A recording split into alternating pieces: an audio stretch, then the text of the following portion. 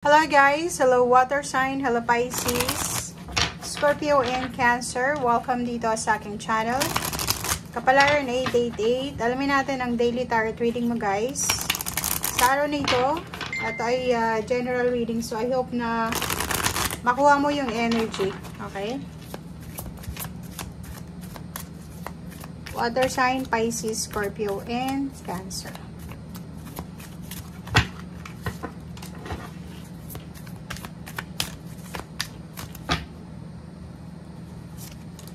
Okay, water sign, Pisces, Scorpio, and Cancer.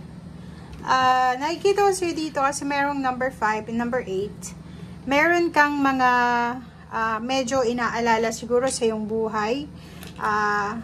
Financial or emotional. Sinasabi ng baraha sa'yo dito na posibleng may magbabago. Okay? So, may posibleng pagbabago na mangyayari sa buhay mo. Okay? Ano man itong inaalala mo? For example, may Pisces, Scorpio, and Cancer tayo dito na may gustong gawin. Like, mag-open siya ng business, magpapatayo siya ng bahay. Basta transformation to, paakyat to. 'Di ba? Yung halimbawa may success ka na tatahakin, 'di ba? Yung magsisimula ka pa lang ng bagong trabaho or bagong lugar, bagong bahay, bagong location, bagong plano or ano pa man, medyo may nararamdaman kang konting fear kasi bago kasi feeling mo hindi mo alam kung ano yung naghihintay sa'yo doon. Pero etong transformation na to is paakyat siya, hindi siya decrease, increase siya. So kung saan ka man papunta sa ngayon or kung ano man itong gagawin mo is papunta to doon sa success mo, papunta to doon sa manifestation of goals mo. Mayroon ka lang talagang number 5 dito na may konti kang agam-agam or pag-aalala. So, sa araw na ito, huwag kang mag-alala kasi nandito yung number 8 spirit. You are guided, you are protected, you are loved, and may healing light from the universe, from the spiritual helpers, from guides, and from angels, archangels, sa ating Panginoon, na ibibigay sa'yo para supportahan ka, para proteksyonan ka sa kung ano man ito na gagawin mo or kung ano man itong tatahakin mong landas paakyat. Okay? So, yun. Kung makikita mo dyan, manifestation siya, guidance, protection from heaven. Okay? So, wag kang matakot, wag kang mag-alala, nasa tamang direksyon ka, nasa tamang landas ka, gawin mo lang kung ano yung nararapat kasi ano yan nakatadhana yan para sa'yo. Okay? And kung ano man itong healing na kailangan mo sa buhay mo sa araw na ito, it's either financial healing, emotional healing, psychological, physical healing, ibibigay daw yan sa'yo ng ating Panginoon sa araw na ito. Okay? So, yun.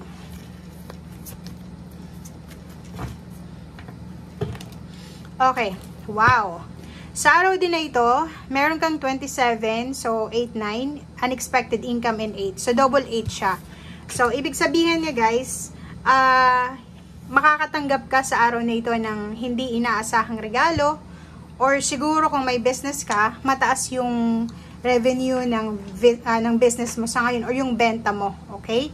So, unexpected na biglang tumaas yung benta or unexpected na income, may isang tao siguro na kailangan yung serbisyo mo, babayaran ka, or may isang tao na pwedeng i-recommenda ka sa isang trabaho, sa isang business, or sa kung ano pa man, or sa kung saan pa man. Okay? So, nakikita natin dito na expect the unexpected, pero pabor ito sa'yo. Okay? Tingnan mo, gift, it's either ikaw to na magbibigay regalo, or ikaw to yung magbibigay ng unexpected na income sa isang tao. Okay, thank you.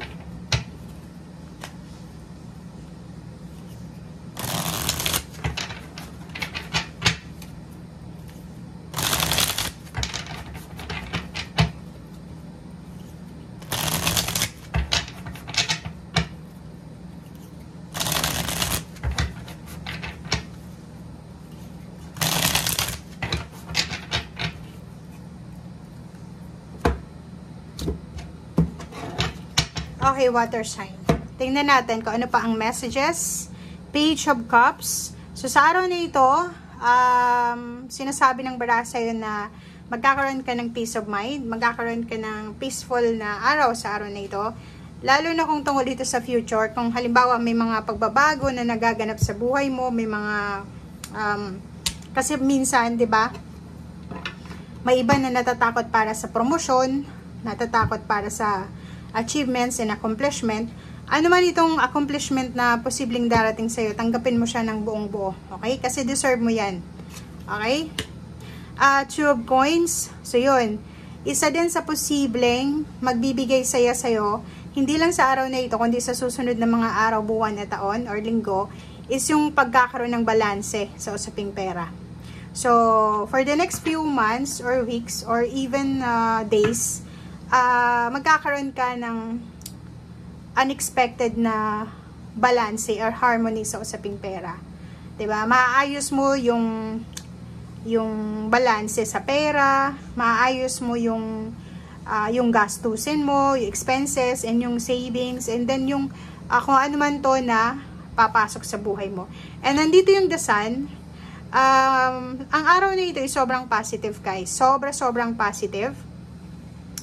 Sinasabi ng baraha sa'yo dito na huwag kang masyadong ma-stress or huwag kang masyadong mainip or kung ano pa man, kasi on the way ka na doon sa positive life or on the way ka na doon sa positive celebration, or kung makikita mo dito, may paparating sa buhay mo na kailangan mong i-celebrate. Okay? So, pwedeng hindi ito yung celebration sa araw na ito, pero posibleng parating na yung positivity sa buhay mo. Parating na yung positive aura, positive vibration, positive energy na pwedeng magdala sa'yo ng sobrang saya.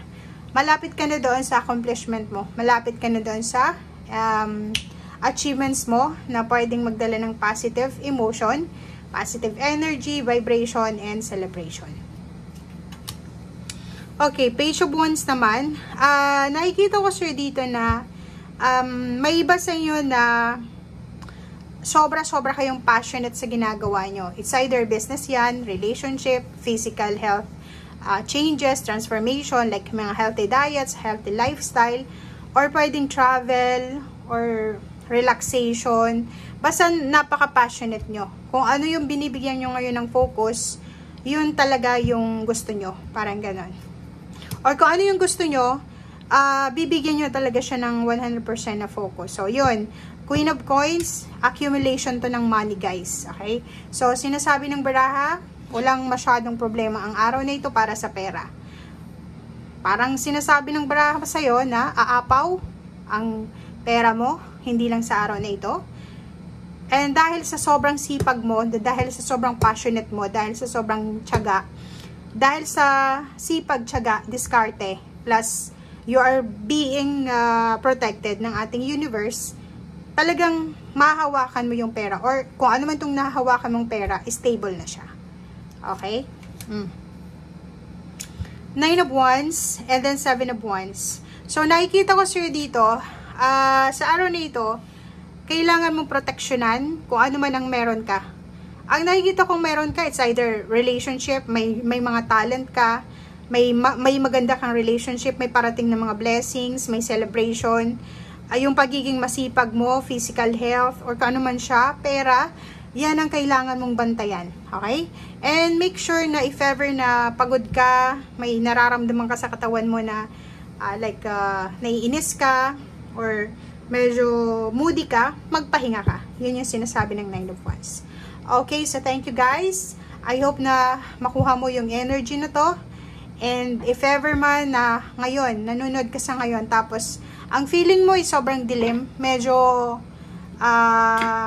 naging sad ka or medyo na stress ka, siguro for few hours today, sinasabi ng baraha sa'yo dito no, kumapit ka lang. Kasi parating na yung healing sa buhay mo, parating na yung liwanag, yung clarity, ang healing light na to is parang hermit mode siya. So, parating na yung katahimikan sa buhay mo, katahimikan sa financial, especially sa emotional.